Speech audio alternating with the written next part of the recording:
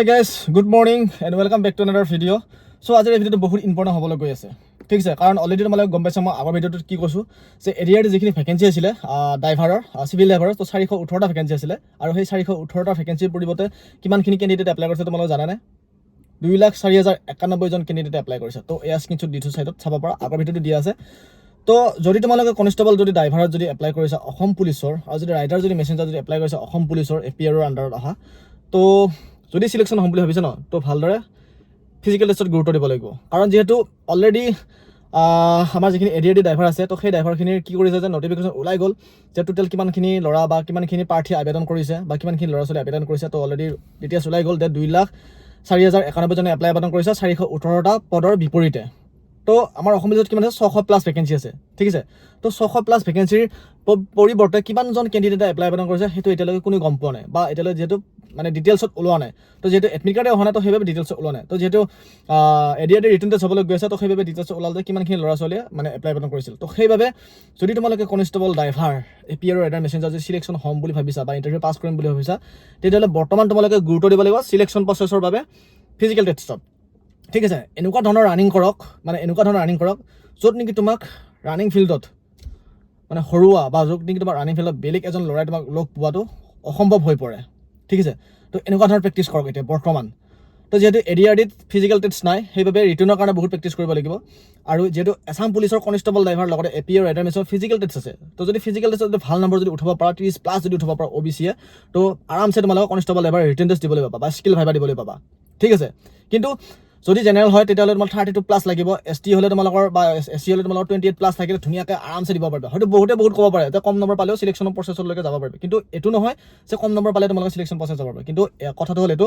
যিমানখিনি নম্বৰ তোমালোকে উঠাব পাৰা সিমানখিনি তোমালোকৰ মানে বেছি বেটাৰ বা বেছি ভাল হয় বুলি মই ভাবো তো সেইবাবে ফিজিক্যাল টেষ্টৰ বাবে এনেকুৱা গুৰুত্ব দিয়ক যে তোমাক হৰুৱা মানে অসম্ভৱ হৈ পৰে সেই ফিল্ডত বা সেই ৰানিং ট্ৰেকত তো সেইবাবে ভালদৰে ফিজিক্যালৰ বাবে গুৰুত্ব দিয়ক লং জাম্পৰ বাবে গুৰুত্ব দিয়ক কাৰণ যেহেতু ড্ৰাইভাৰত ফিম বা চেনআপ নাই তো সেইবাবে লং জাম্প আৰু ৰানিং গুৰুত্ব দিয়া আৰু লগতে অকল লং জাম্প ৰানিং গুৰুত্ব দিলে নহ'ব তোমালোকে বুলেৰো গাড়ীখন চলাব লাগিব বুলেৰো গাড়ীখন শিকিব লাগিব স্কিল টেষ্টৰ বাবে কিছুমান কথা জানিব লাগিব যি নেকি মোৰ এই চেনেলৰ ভিডিঅ'ত দিয়া আছে তো তোমালোকে যাব পাৰা নেক্সট মই চেনেলৰ মানে অলপ চেঞ্জ কৰিছোঁ তো ডিছক্ৰিপশ্যনত লিংক আছে মোৰ অন্য চেনেলৰ তো তাতে গৈ তোমালোকে ভিডিঅ'বিলাক চাই থাকিবা কেনেকুৱা ধৰণৰ কি কৰিব মানে স্কিল টেষ্টত কেনেকুৱা ধৰণৰ কি চাব দিয়া স্কিল টেষ্টত কেনেকুৱা ধৰণৰ কি কুৱেশ্যন সোধে স্কিল টেষ্টত ঠিক আছে তো ভাত তো মোৰ ডিছক্ৰিপশ্যন লিংক থাকিব চেনেলটো তাতে গৈ তোমালোকে ভিডিঅ'বিলাক চাই থাকিবা আৰু ধুনীয়াকৈ জানি ল'বা যে কি কৰিব লাগে বাকী ৰিটাৰ্ণৰ কাৰণে প্ৰিপেৰেশ্যন কৰিব লাগিব ভালদৰে আৰু লাষ্টৰ ভাইভৰ কাৰণে প্ৰিপেৰেশ্যন কৰিব লাগিব ভালদৰে তো যদি কনষ্টেবল ড্ৰাইভাৰ যদি হ'ম বুলি ভাবিছে অসম পুলিচত তো এইখিনি কাম কৰিব লাগিব কষ্ট কৰিব লাগিব মেহনত কৰিব লাগিব তেতিয়াহে তোমালোকে ধুনীয়া সিলেকশ্যন হ'ব পাৰিবা তো বাকী তোমালোকৰ ওপৰত ডিপেণ্ড হয়তো বহুতে ক'ব পাৰে যে আপুনি বহুত জানা বা বহুত কিবা কিবি এনেকৈ বহুতে কমেণ্ট কৰে তো সেইবিলাক বাদ দিয়ক মই এইবিলাক কমেণ্ট ন ইফালে শুনি ইফালে ওলাই দিওঁ তো মাত্ৰ এটাই মই ভাবোঁ যে মোৰ যদি ভিডিঅ' চাই যদি তোমালোকে যদি কোনোবাজনে এজন সফল হ'ব পাৰে তো মোৰ কাৰণে বহুত বেটাৰ বুলি মই বহুত ভাল বুলি ভাবোঁ কাৰণ তোমালোকৰ আশীৰ্বাদ মোৰ লগত থাকিব চ' সেইবাবে মই বহুত ভাল পাব কাৰণ যেহেতু যোৱাবাৰ যিখিনি এডিআৰডি আছিলে তো এডিআৰডিত হয়তো মোৰ ভিডিঅ' চাই বহুতেই যে মই এইটো নকওঁ যে গৌৰৱ কৰিছোঁ চাকৰি পাইছা বুলি কিন্তু এইটো নহয় যে বাদে মোৰ ভিডিঅ' চাই হয়তো বহুতে স্কিল টেষ্ট পাছ কৰিছে বা বহুতে ভাইভা পাছ কৰিছে তো হয়তো ইয়াতে বহুত আছে ল'ৰা ছোৱালী তো তেনেকুৱা তো হয়তো যিখিনি যোৱাবাৰ কনষ্টেবল ড্ৰাইভাৰ আছিলে ফৰেষ্টত তো সেই তাতে হয়তো বহুতে পাছ কৰিছে মোৰ ভিডিঅ' চাই বা বহুতেই